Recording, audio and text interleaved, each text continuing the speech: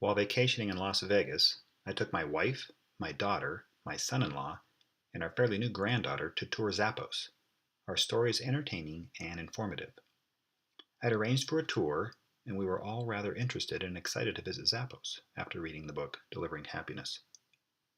The five of us drove in one car from our condo to the Zappos facility, which is now on the Strip. We parked and walked in, and soon were enjoying our tour. When the tour was over, the five of us piled back into our car and headed back. It wasn't long before my wife realized she'd left her purse at Zappos while we were taking photos. We were already on the freeway back to our condo. We dropped Allie, Rob, and the baby off at a shopping mall to enjoy while Connie and I returned to Zappos to retrieve her purse. The freeway was packed and going very slowly. I noticed that the fuel gauge was near empty, and I was concerned about running out of gas, while Connie was concerned about losing her purse. Connie called the number for the tour group, but no one would answer the phone. Since I'd read the book about their amazing customer support, I said, "Call customer support." She called them. They answered. She explained to them about the tour and her purse. The CS agent said they would handle it. "No problem. Don't worry." When we arrived at Zappos, they had her purse in a drawer at the main reception desk. Nicely done, Zappos. I selected the book Tribal Leadership to talk about. I really enjoyed this book. Had a lot of times when reading that I would reflect on a company and a team I had worked with that reminded me of the section I was reading. The book starts and compares corporations or any organization to tribes. It doesn't matter if you come from a small town or a large company in New York or a farm in Nebraska. Each has very similar situations and personalities. The book defines a tribe as a group of people between 20 and 150 people. The test to know if someone is in your tribe is simple. If you saw her walking down the street, would you stop her and say, "Hello"?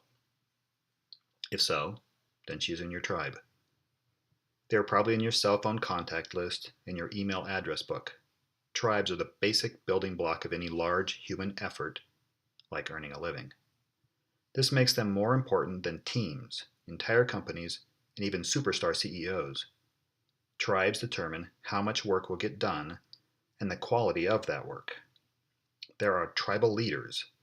They focus their time on upgrading the tribe culture and building the tribe. These leaders are talent magnets. Their efforts seem effortless. They can't explain how they do what they do. Tribal leaders are people who assist others in transitioning from one tribal stage to the next tribal stage, empowering them to be better and happier and more productive. I just want to let you know the authors did a 10-year study that involved 24,000 people in 24 organizations from around the world. The point of this book, they said, is for you to build better organizations in which the best people want to work and make an impact. Tribal leaders don't save the company Superman style, swooping in to save the day. Rather, they galvanize the tribe of employees, volunteers, board members, and community leaders. Tribal leaders don't really lead, it's more of a nudge. One failing company, a hospital, did some market research to discover what they needed to do to make their customers, their patients, happy. They ended up with a long list of what patients wanted. With this long list in hand, the executive team sat down to prioritize the list. Then the CEO revealed his tribal orientation by asking the very serious question, "What are we doing?" After an awkward moment, he continued, "We know what they want. Let's give it all to them." After the changes began being implemented, the chatter at the hospital turned toward quality, service, respect, and dignity. Tribal leaders spend most of their effort building strong relationships between the tribal members, and instead of telling people what to do, they engineer experiences where employees look at the same issues others are dealing with. Lastly, they get out of the way and let people contribute in their own way to the emerging tribal goals. Most important, they unstick the old culture and nudge the tribal culture forward little by little. Great tribal leaders build the tribe. As they build the tribe, people recognize them as leaders. The more these leaders would put the tribe first, the more people respected and identified them as leaders. The tribal leaders assign credit for success to the employees. while the employees assign the credit to the tribal leaders. Both are correct. Tribes are a powerful vehicle. Culture is the engine. There are 5 stages tribes can exist at. The first stage is viewed with the statement, "Life sucks. This is a really bad tribe." Stage 2 advances to, "My life sucks." These people can see that others are enjoying life, but their view of their own life is terrible. The DMV, the Department of Motor Vehicles, is a typical Stage 2 tribe. Everyone is apathetic, no one cares. This tribe gets very little done, no new ideas, no follow-up. Stage 3 is centered around the idea, "I'm great and you're not." Lots of people operate at this level. Doctors, professors, attorneys, salespeople. Stage 3 sees knowledge as power, so people hoard it.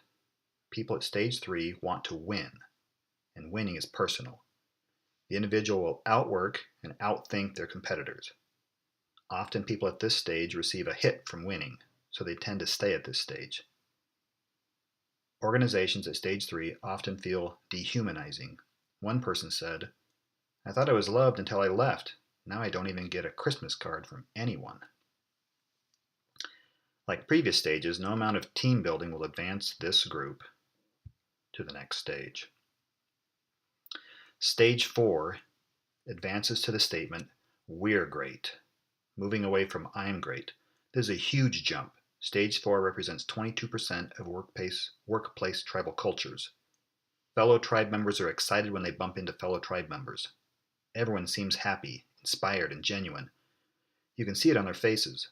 Tribal leaders of a Stage 4 tribe are pulled by the group. At times, leadership at this level is effortless. The phrase tribal pride is understood and almost visible in these groups. One interesting thing about a Stage 4 tribe is that they always have an adversary. We're great and they're not. Apple versus Microsoft. Often it may even be another group or tribe within the same company. One motto in Stage 4 is, "The bigger the foe, the better the team." I talk a lot about groups and teams I've worked on. I've mentioned the iOS team I worked on. We had a fun atmosphere which included a little iPhone that watched our build machine and would sound loud boos when someone in the team broke the build. It also sounded loud clapping and cheering when the build was fixed. We were the other team that many teams would view as their competition, the team to beat, the team to be better than. Stage 5. Tribes must transition from one stage to the next. They cannot skip a stage. Stage 4 is the launching pad into Stage 5. Stage 5 is marked by the phrase, "Life is great." If you listen in on their conversations, you will hear language about infinite potential and how the group is going to make history and make a global impact. The feeling is a kind of innocent wonderment. The competition turns away from another tribe and into what's possible. Often, after short bursts into Stage 5, a team will recede back into Stage 4. Groups often have people that are at different stages. The dominant stage usually determines what stage the entire group runs at. If there are just a few people at a different stage, the group rejects them. It is very difficult to change a group's default stage that they're currently running at. Very few people have the ability to change a tribe's dominant stage, but these people are called tribal leaders. Most companies have a battle around what tribe will be dominant. The agenda-driven Stage 3 people argue with the vision-driven people at Stage 4. The Stage 2 people sit back and watch to see who will win. Executives set up retreats, mandate books to read, fire the bottom 10%. People complain about the politics. Nothing changes. The only way to move the company culture to the next stage is to move the critical mass of people to the next stage. This means someone, tribal leaders, have to help advance people, one at a time. As the critical mass advances, the culture does not tolerate people at previous stages. When talking about changing people, it comes down to exactly 2 things. the words people use, and the types of relationships they form. The idea behind the book is to learn the language of each stage, then to help everyone migrate to the next stage, eventually getting to the language of "we're great." That's stage 4. No one can make this journey alone. It is a tribal journey. Many people live their entire lives at stage 3, the "I'm great" stage. They will often even mentor others that are in stage 2 into stage 3. People making the transition into stage 4 is more difficult. Often it happens when they're on a team building something bigger than a single person can accomplish. As people live through this experience, they see the results of being on a successful team. Stage 3 is the center of the bell curve. Stage 4 benefits include the following. People collaborate and work toward a noble cause propelled from their values. Fear and stress decrease. Interpersonal friction decreases. Entire tribes shifts from resisting leadership to seeking it out. People seek employment and stay. Engagement in work increases. The tribe actively teaches each other. Injuries and sick days decrease. Setting and implementing a successful competitive strategy becomes stunningly easy as people's aspirations, knowledge of the market, and creativity are unlocked and shared. People report feeling more alive and having more fun. People earn more, perform more. Everyone wins. The next question is, how do you nudge your tribe to the next level and emerge as a tribal leader? The first step in moving your tribe to the next level is to determine what level your tribe is at right now. To determine what level your tribe is, you need to listen to how most people talk and how most people structure their work relationships. In stage 1, most people talk as though they are alienated from company concerns. Themes of conversation is that life has given them a bad deal. Do whatever it takes to survive. In stage 2, people talk as though they are disconnected from company concerns. They do the minimum amount to get by. No initiatives or passion. Themes of conversation is that no amount of work can change their circumstances. Management may try team building and training, but nothing changes the culture. In stage 3, people are engaged in everything. Listening to talk reveals they mostly talk about themselves and focus on being better than others. Lots of two-person relationships exist. Information sharing is resisted. Complaints are centered around not having enough time or support. Others aren't as competent or as committed as me. In stage 4, teams are the norm. Information moves freely. People ask, what's the next right thing to do? Ad hoc partnerships are created to accomplish important tasks. Language is we, not me. Usually the team members have all played in stage 3 and won, and are ready for genuine partnerships. In stage 5, the theme is limitless potential. People can work with anyone. No fear, no stress, no conflict. Conversations are as though the world is watching. So migrating from stage 1 to stage 2. Never give up on anyone. Tell people they have a choice. Most prisons are a stage 1 tribe. Sometimes you have to change tribes to change levels. Help change their language from life sucks to my life sucks, meaning they realize that some people do have a good life. Migrating from stage 2 to stage 3. Stage 2 takes up 25% of workplace cultures. These tribes are generally easy to spot from the outside. Look at the DMV. Outsiders often use phrases like, why doesn't anyone do something about this situation? Or how can people be so stupid?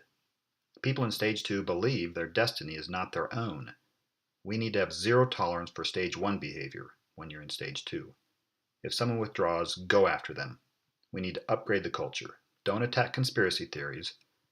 As the culture moves towards stage 3, the conspiracies will just disappear. We need to tell people they are valued. Remember birthdays, know names and ages of children, know their hobbies and interests. Do better than Employee of the Month. To be effective, work one-on-one. Each person needs to feel they are great. If you mentor someone, they instantly gain a feeling of being of value. Connect people with others that are already in stage 3. Encourage feelings of personal accomplishment. Transitioning from stage 3 to stage 4. Stage 3 makes up 48% of corporate America. Don't label people as stage 3. They are exhibiting stage 3 behavior, but they can change. One confusing question about stage 3 is that some people are super effective in stage 3, like Nobel Prize winners, best-selling novelists, accomplished engineering. Some tasks seem designed for stage 3, but on a whole, business is tending to move toward stage 4 and away from stage 3. We can recognize stage 3 by the words I, me, or my. I went to Harvard. I have a PhD. I got to ride on the corporate jet. I had a meeting with the governor.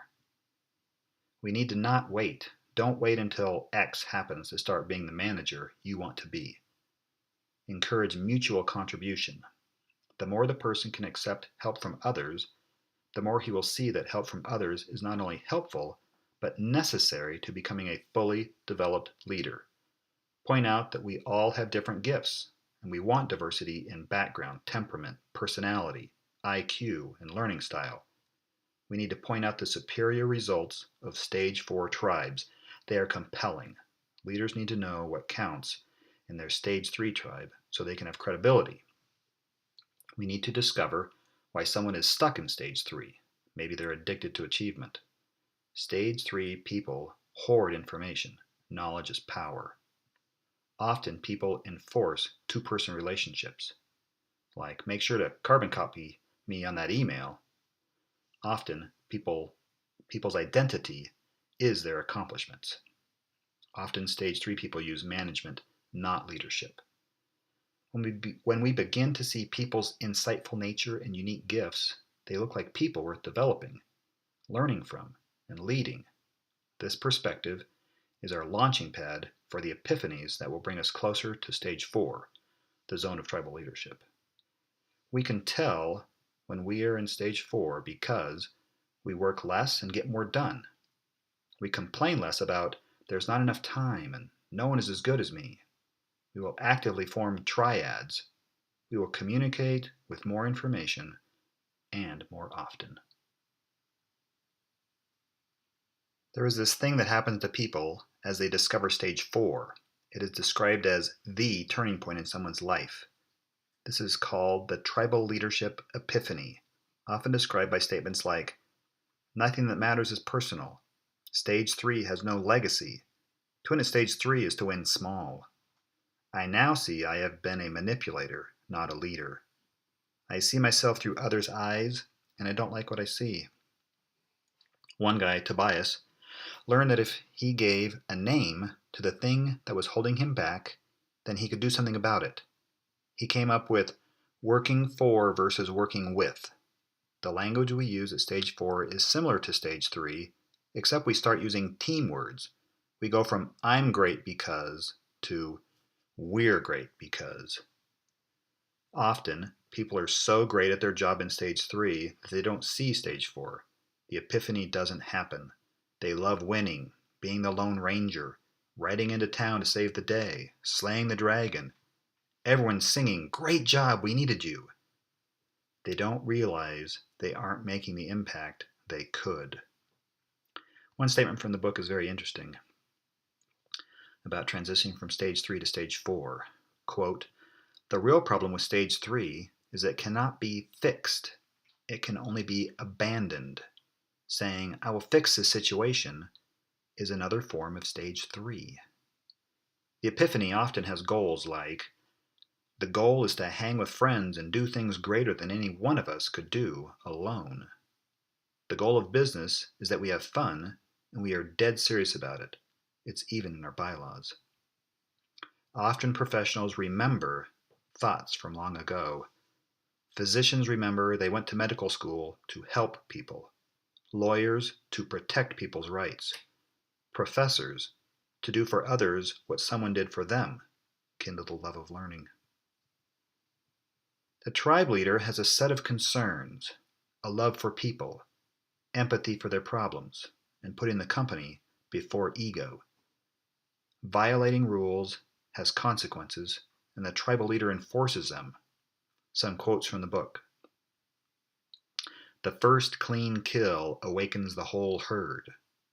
And you have to publicly execute people who disobey the rules. Otherwise, everyone thinks you don't mean what you say. Tribal leaders do not back down from difficult decisions. Their focus is purely on the tribe. As the epiphany melts into the tribal leader, they begin to listen, to learn about the tribe, and to speak for it. They also begin to accrue respect, loyalty, and followers. And everyone begins to expect great things. One interesting note, when the authors of the book were doing interviews, the tribal leaders would often turn them down, saying they hadn't done anything. One person said, "I just got out of the way and let the managers do the right thing." There is a saying, Ubuntu, which means, "Today I share with you because tomorrow you share with me." Often there is a leap of faith required. One tribal leader said, "Somehow it just has to be better, and the allure of what I thought might be possible was enough to keep me moving." A metaphor from the book is very educational. It goes like this. In school, when someone goes up a grade, say from 3rd to 4th, the new grade isn't fun. There isn't as much art or painting. The old teacher is gone, as is our rapport with her. To make it worse, we see her at recess surrounded by children who aren't us, and it just feels unfair. A few months later, going back to the old grade seems unimaginably simple. We can scarcely believe we were challenged by the topics of 3rd grade, now that we're on to tougher math and harder reading. The game seemed juvenile and silly. When we're ready to leave the 4th grade, we have the same feelings as we did a year before. What's interesting is that at work, we can choose to stay in stage 3 forever. Whether to stay with stage 3 or advance to stage 4 is the single most important question for individuals and corporations around the world.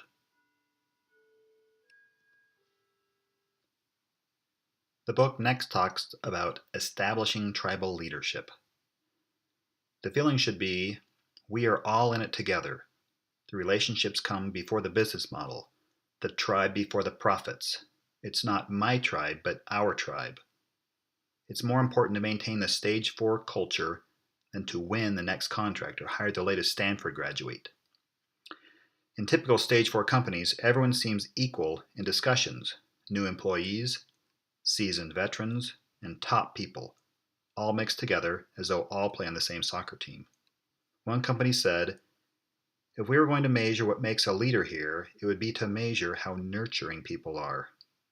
The researchers noticed that stage 4 tribal leaders tend to have group meetings of at least 3 team members.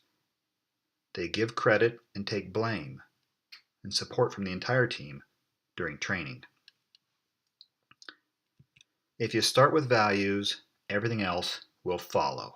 One company said, "The effort to clarify our values was the most important thing we ever did." And most meetings ended within minutes, everyone happy with a decision that now seemed obvious. Tribal leaders recognize people for their values. Honesty is the only policy.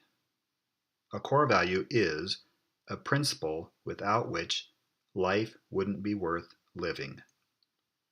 When a tribe commits to values, it makes those principles superior to the edicts of executives and managers. One company gave everyone a business card, from the janitor to the CEO. A serious commitment to values requires courage. Tribal leaders follow the core values of the tribe, no matter what the cost. A noble cause is the direction headed. It leads to people aligning, a statement that expresses their highest aspirations for the tribe. The goal of determining values and a noble cause is not agreement, it is alignment, which produces coordinated action married with passionate resolve. Next, the book talks about triads. Triads are formed by tribal leaders that introduce two people, expressing the qualities of each to the other. Triads are undermined when senior decision makers solve problems themselves.